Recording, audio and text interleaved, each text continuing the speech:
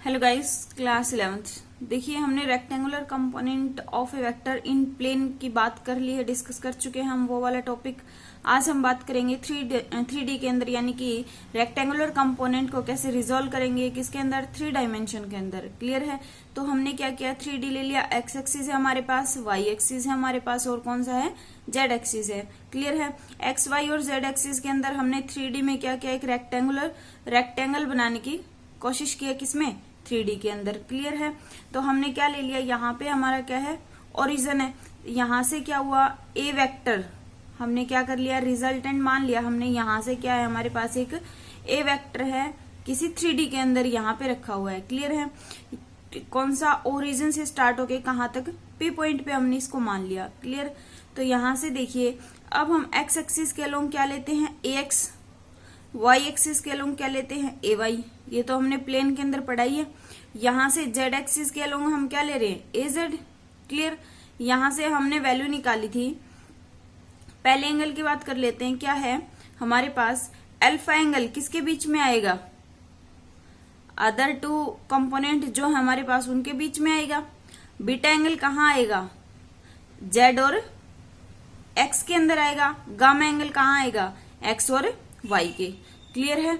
तो यहां से हमारे पास क्या है, एंगल है अल्फा, बीटा और गामा।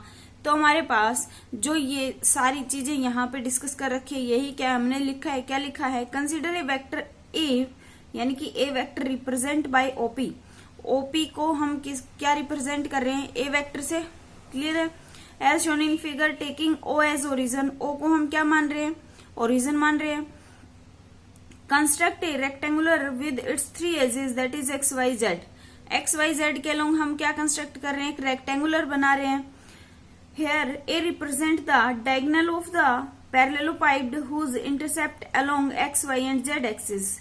ए वेक्टर क्या डिनोट कर रहा है, रिप्रेजेंट कर रहा है डायगोनल को।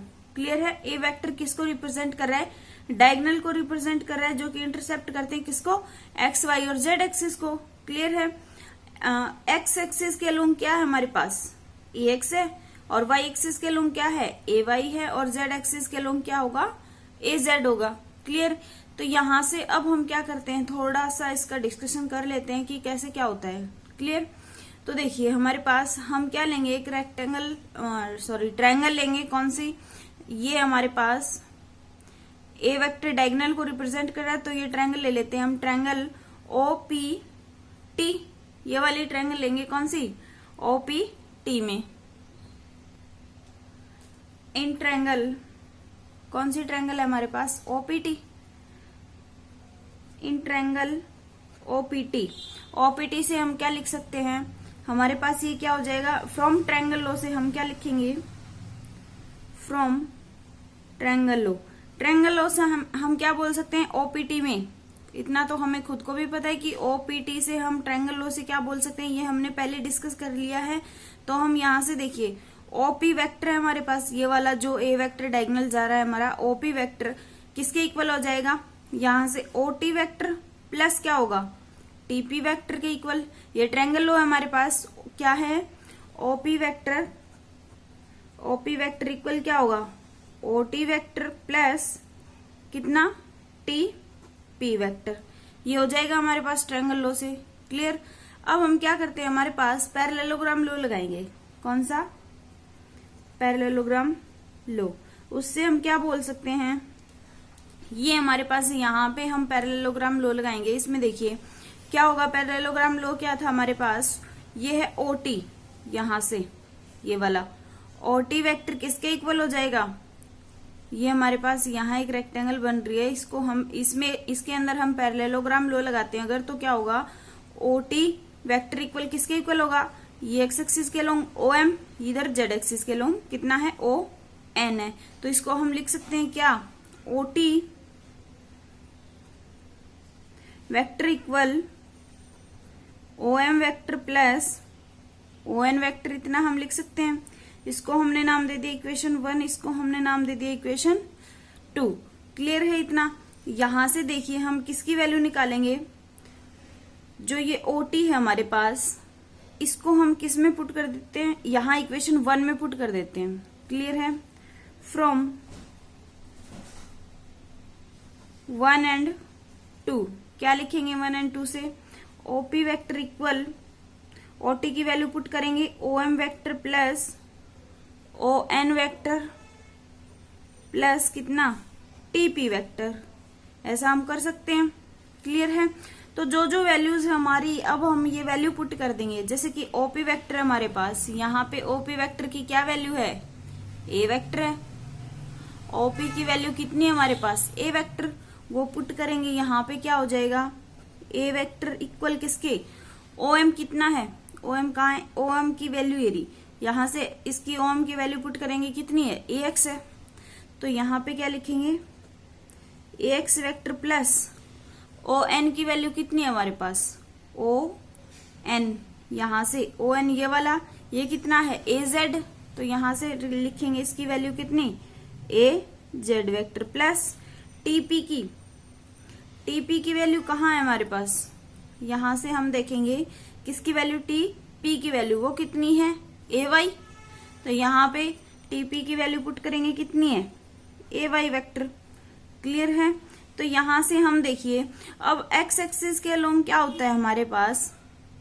आई कैप। जेड एक्सिस के अलोंग क्या होता है? के कैप। वाई एक्सिस के अलोंग क्या होता है? जे कैप। तो इसको हम डायरेक्शन के साथ शो करेंगे तो क्या होगा? देखिए, ए vector equal A x I cap plus A Y J cap plus A Z के कैप, ऐसा हम लिख सकते हैं। यहां से इसके डायरेक्शन शो करने के लिए हमने ये लगा दिया, क्या? ए x I cap plus A Y J cap plus A Z के कैप। यहां से अब हम क्या निकाल सकते हैं? मैग्नीट्यूड भी निकाल सकते हैं। कैसे? Mode of a vector equal किसके हो जाएगा? अंडर रूट, जैसे हम रिजल्टेंट में करते थे वैसे ही, ए x square plus A Y square plus A Z square, ऐसा हम कर सकते हैं। यहां से ये क्या निकाल दिया हमने? रिजल्टेंट का मोड, मैग्नीट्यूड निकाल दिया। क्लियर है? तो दो फॉर्मूले निकल के आए हमारे पास यहां से। अब हम देखिए क्या कर सकते हैं, यहां से जो हमारी वैल्यूज हैं किसकी, जैसे हमारे पास ए एक्स की वैल्यू क्या निकली है? A cos alpha. ये हम पहले डिस्कस कर चुके हैं, इसलिए डायरेक्ट लिखेंगे क्या? ए एक्स इक्वल ए कोस अल्फा। ए वाई की वैल्यू कितनी है हमारे पास? ए कोस बीटा। ए जेड की वैल्यू कितनी है हमारे पास? ए कोस गामा। क्लियर? यहां से देखिए, ए एक्स की वैल्यू ए कोस अल्फा, ये एंगल साथ आएगा कोस के। इधर ए वाई की वैल्यू कितनी है? ए कोस बीटा, ये वाला एंगल।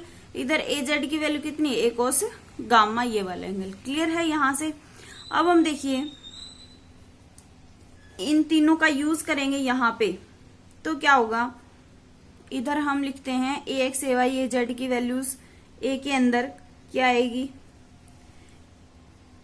ए स्क्वायर इक्वल एक्स की वैल्यू पुट, एक्स ए स्क्वायर कहां से आया पता चला? ये जो अंडर रूट था इसको हम इधर ले आए तो क्या हो गया? ए स्क्वायर हो गया। इधर क्या बचेगा?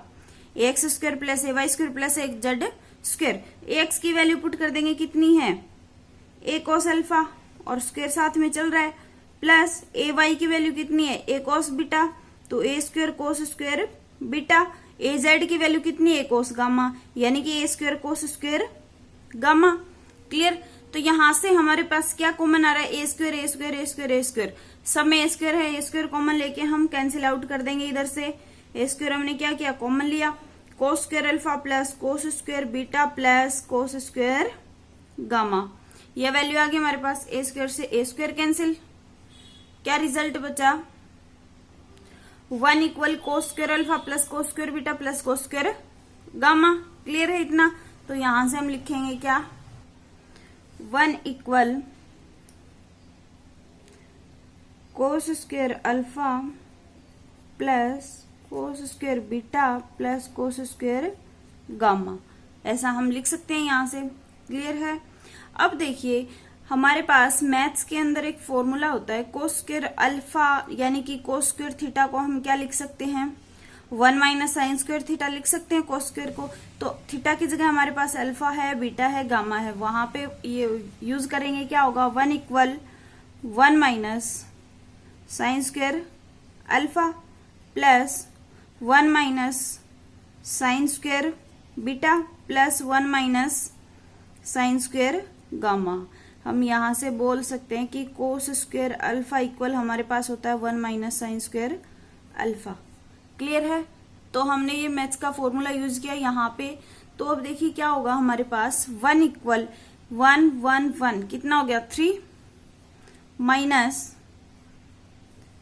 साइन स्क्वायर अल्फा माइनस बाहर कॉमन ले लेते हैं sine square alpha plus sine square beta plus sine square gamma. ये है हमारे पास वैल्यू। तो यहां से देखिए क्या हो जाएगा, जो sine square alpha beta gamma की वैल्यू इसको इधर ले आते हैं, 1 को इधर ले आते हैं, तो इस वैल्यू को इधर लेके आएंगे प्लस हो जाएगी, यानी कि sine square alpha plus sine square beta plus sine square gamma equal 3 था हमारे पास, 1 इधर आएगा -1 हो जाएगा, किसके इक्वल हो जाएगा 2 के इक्वल हो जाएगा। तो यहां से हमारे पास ये रिलेशन भी निकल के आता है साइन के लिए। क्लियर है? यानी कि sine square alpha plus sine square beta plus sine square gamma किसके इक्वल हो जाएगा 2 के इक्वल हो जाएगा। और एक फॉर्मूला हमारे पास यहां से 1 इक्वल कोस की फॉर्म में अगर देखते हैं तो cos square alpha plus cos square beta plus cos square gamma. Clear है? तो हमारे पास जो ये वैल्यूज थी क्या, अगर हमारे पास ये है जैसे ए एक्स इक्वल क्या था ए कोस अल्फा, ए वाई इक्वल क्या था ए cos beta, A Z equal क्या था ए कोस गामा। ये वैल्यूज थी हमारे पास यहां से। तो अगर हमारे पास अगर कोस की फॉर्म में आंसर निकलवाना चाहता है तो हम डायरेक्ट यहां से कोस अल्फा इक्वल क्या बोल सकते हैं A X by A, cos beta equal क्या बोल सकते हैं A Y by A, cos gamma equal क्या बोल सकते हैं ए जेड बाई ए। ऐसा हम डायरेक्ट यूज कर सकते हैं। जैसे हमारे पास कोई न्यूमेरिकल होता है उसके अंदर हम ये वैल्यूज पुट करके आंसर निकाल सकते हैं। क्लियर है इतना?